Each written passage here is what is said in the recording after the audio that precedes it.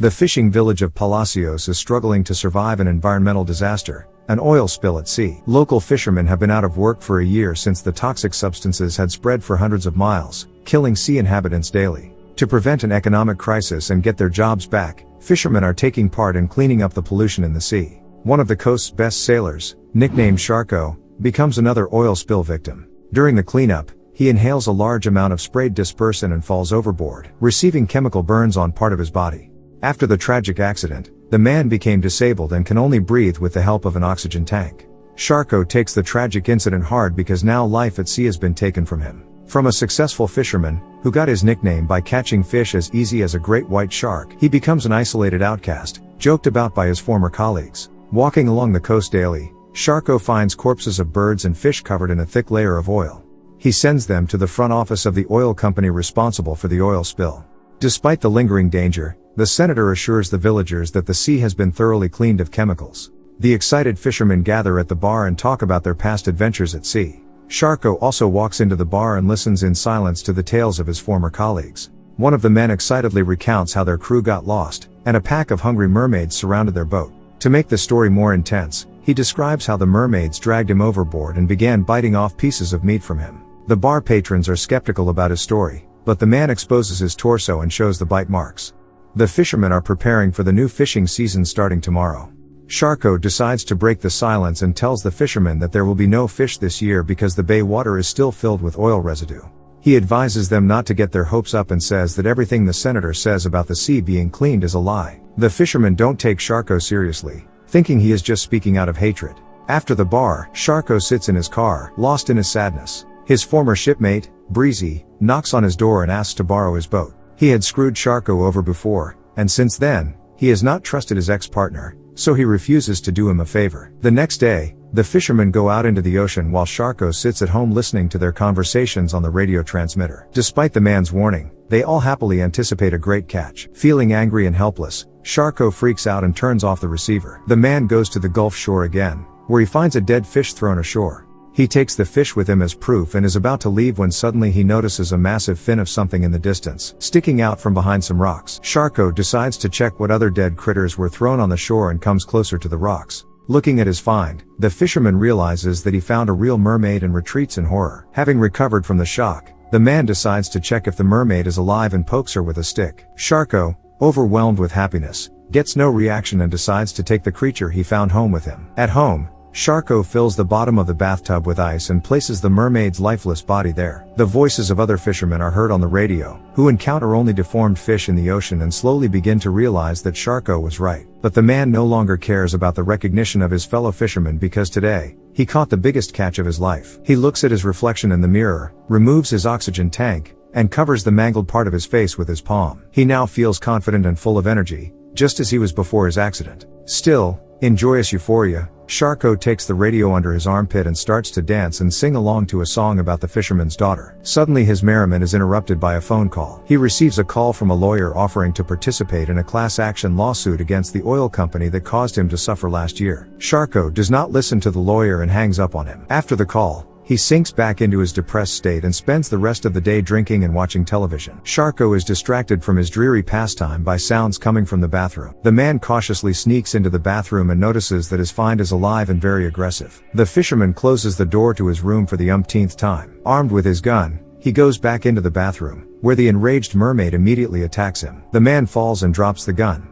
A scuffle ensues, during which the mermaid bites the fisherman's hand. He eventually wins, gets the mythical creature off of himself, and throws a fishing net over her. After putting the mermaid back in the bathtub, Sharko points his gun at her. The mermaid looks him straight in the eye, intoxicating his mind with her languid gaze. Obedient to her seduction, the fisherman puts his gun down. Sharko goes to the supermarket the next day to buy his guest food. When he returns home, he cleans the oil from the mermaid's gills to make it easier for her to breathe. Then he cuts the netting around her mouth and offers her to choose food from what he had bought home. The mermaid nods at the steak and crams it down from the fisherman's hands. Sharko spends his day over a can of beer in front of the television screen. This evening he decides to share his leisure time with the mermaid and brings the television into the bathroom. Sitting next to the tub, the man tells his guest the plot of the TV series he is watching. He confesses that his immigrant father learned English from the show. During the fisherman's revelations, the mermaid tries to reach out to grab the man stealthily, but he remains vigilant. After a while, Sharko falls asleep right in the bathtub. The mermaid bares her sharp teeth, ready to pounce on the defenseless fisherman at any moment. But her plans to eat human flesh are thwarted again, this time by an intruder who bursts into the man's house. Disturbing noises awake Sharko,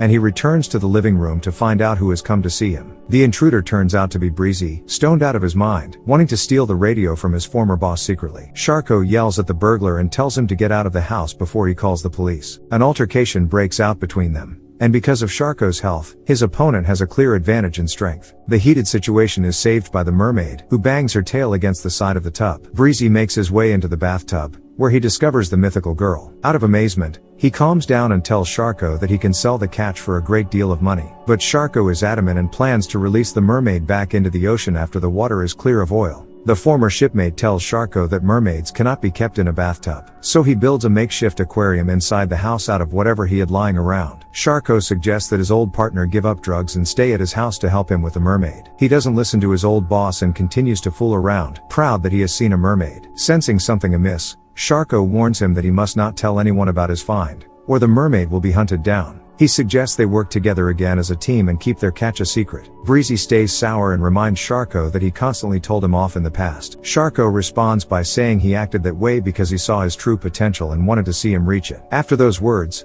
Breezy calms down and smiles, glad that someone sees something good in him. Left alone, Sharko launches the mermaid into the aquarium and watches the unusual girl mesmerized. Later, the man turns on Frank Sinatra on the record player and prepares a romantic dinner for two. He throws a piece of steak into the aquarium and quotes a scene from a show where two main characters are on a date. Sharko goes on and opens up about his childhood to her. Since he and his father were immigrants, they were not well received in their new country. The Ku Klux Klan even came to their home, threatening their family and forbidding them from fishing in the ocean. The man sadly admits that he took his fall overboard hard. He feels that his failure has undone all his father's efforts, who fought for a decent life for them. The mermaid stares at Sharko again and hypnotizes him with her gaze. They are interrupted by a knock at the door. The man cautiously opens the door and sees a stranger whose face is hidden in the shadow. In a playful voice, the visitor asks him if he recognizes her and steps out into the light. An impossibly beautiful girl appears before the man's eyes. She thanks him for saving her life and willingly goes inside the house. The stunned fisherman cannot take his eyes off the beautiful stranger. Meanwhile, the mermaid sits gracefully in an armchair and reminds Sharko that he has not finished telling her the story of his past. Shocked to realize that the mermaid has turned into a real girl, he checks the aquarium and sees that it is empty. The girl says she is a mermaid and thanks him for caring for her. She says that the oil companies and corrupt politicians don't care about them and don't understand how scary it is to see all that oil. She repeats all the thoughts that go through the man's mind daily,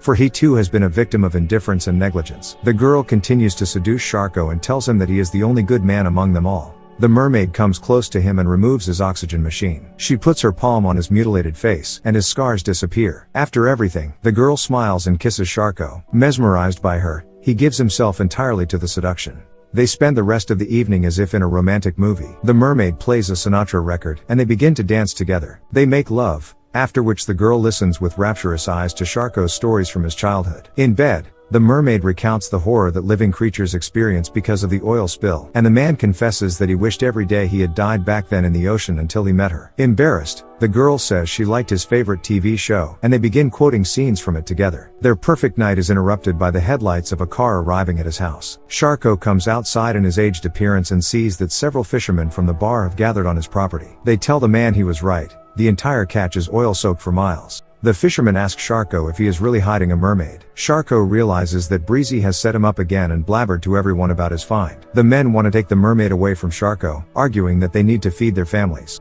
The fisherman advises his colleagues to find another job, as he will not give up his prey. After these words, the men are even more aggressive. Sharko pretends to agree with their demands and suggests they wait while he goes after the mermaid. Instead, he grabs a loaded gun and points it at the fisherman. They try to calm the man down, but he is not messing around and orders the intruders off his property. Breezy thinks he is bluffing but immediately has a bullet shot right under his feet in return. Enraged, Sharko shouts that he is the king of the ocean and no one will ever take his mermaid away from him. Frightened by his behavior, the fishermen decide to leave. He goes back home to the mermaid floating in the aquarium. He tells her that no one can separate them. Sharko leans his palm against the aquarium and offers to talk a walk to the ocean. Succumbing to the joyous euphoria, he removes his oxygen machine and sets his stepladder up against the aquarium. His mind conjures images of the clear ocean, seagulls roaming freely along the coast, and him and the mermaid running toward the water. In reality, he reaches out his hand to pull the mermaid out of the aquarium. Instead, the magical creature drags Sharko into the water. They swim toward each other, but the mermaid bites into the fisherman's neck instead of a long-awaited kiss. Finally,